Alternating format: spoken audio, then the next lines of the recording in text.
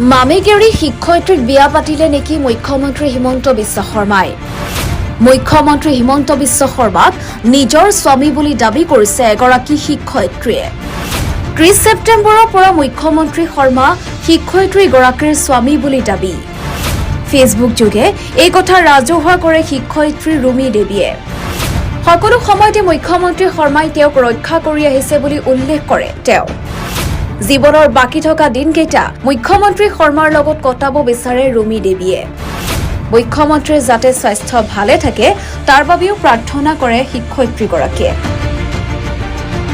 বিবাহিত শিক্ষয়িত্ৰীয়ে দাবী কৰিছে যে মুখ্যমন্ত্ৰী হিমন্ত বিশ্ব শৰ্মা তেওঁৰ স্বামী 30 ছেপ্টেম্বৰ তাৰিখৰ পৰা মুখ্যমন্ত্ৰী শৰ্মা তেওঁৰ স্বামী হিচাপে মানি লৈছে শিক্ষয়িত্ৰী ৰুমি দেৱীয়ে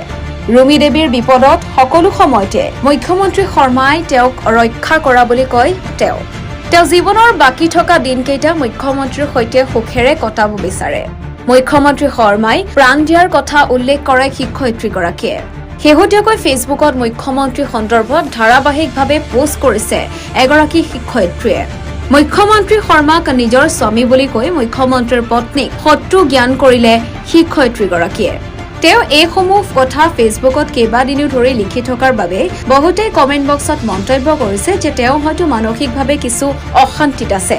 একাংশৰ মতে তেওঁৰ ফেচবুক একাউণ্ট হেক হৈছে কিন্তু হেক হোৱা হলে তেওঁৰ নিজৰ সেলফি দিব নোৱাৰিলে হয় বুলিও কমেন্ট বক্সতে কটাক্ষ কৰে আছামে ফেচবুকত দিয়া তেওঁৰ অদ্ভুত পোষ্টসমূহ হৈছে পোষ্ট নং 1 মোৰ বিশ্বাস আছে নিজৰ ওপৰত মই শুদ্ধতাত আছো মই পালন কৰা লৰাও কিন্তু বাপেকৰ উমেশ ভাট্টাৰ কাৰণে আৰু সৰু আছে অভিজ্ঞ হবলৈ আছে মই আৰু নিজে ঠিক থকাৰ মূলতে মোৰ বিশ্বাসী মাত্ৰ এজন যিজনে পৃথিৱীখন ধুনীয়া কৰিব বুলি অটল বিশ্বাস আছে তেওঁ শ্ৰদ্ধাৰ ডক্টৰ হিমন্ত বিশ্ব শৰ্মা হে দুৰ্গা কালিমা দেৱীমা যিবিলাক মুছলিম হিন্দু বঙালী সত্ৰীয়া ভকতসকল আদিয়ে হিন্দু ধৰ্মী সকলৰ লগত অন্যায় কৰি আছে আনকি মোৰ লগতো সেইবিলাকক ঠাণ্ডা কৰা এটোপাল চকু পানীও নোবোৱাও ঘৰৰ তথা ঘৰৰ ওচৰে পাজৰেও আছে তেনে লোক পোষ্ট নং 2 ভগৱান কৃপা কৰিবা আশীষ কৰিবা তেওঁৰ ডক্টৰ হিমন্ত বিশ্ব শৰ্মা দেৱ শৰ্মাৰ তেওঁ যেন ভালে থাকে সকলো ভালখিনি ভালে থাকিম বেয়াখিনি শুদ্ধ হ'ব বুলি বিশ্বাস কৰোঁ পোষ্ট নং 3 মই ৰুমি দেৱী মোৰ হাজবেণ্ড দুজন এজনে সন্তান দিছে শ্ৰদ্ধাৰ উমেশ ভাট্টা এজনে প্ৰাণ দিছে বাকি থকা দিনবোৰ প্ৰাণ দিয়া জনৰ লগত কটাব বিচাৰিছো সেইজন হৈছে ডক্টৰ হিমন্ত বিশ্ব শৰ্মা মই কিবা ভুল ভাবিছো নেকি চকু পানীৰ ঠাইত হাঁহিব বিচাৰিছো বাকি দিনবোৰ কিবা ভুল ভাবিছো নেকি ৰাইজ পোষ্ট নং 4 30 ছেপ্টেম্বৰ 2024 তাৰিখৰ পৰা মোৰ এজনী স্বামী হাজবেণ্ড ডক্টৰ হিমন্ত বিশ্ব শৰ্মা দেৱ যিজনে সকলো বিপদৰ পৰা ৰক্ষা কৰা বুলি অনুভৱ আৰু অনুমান কৰোঁ যি নিতান্তই সত্য বুলি প্ৰমাণ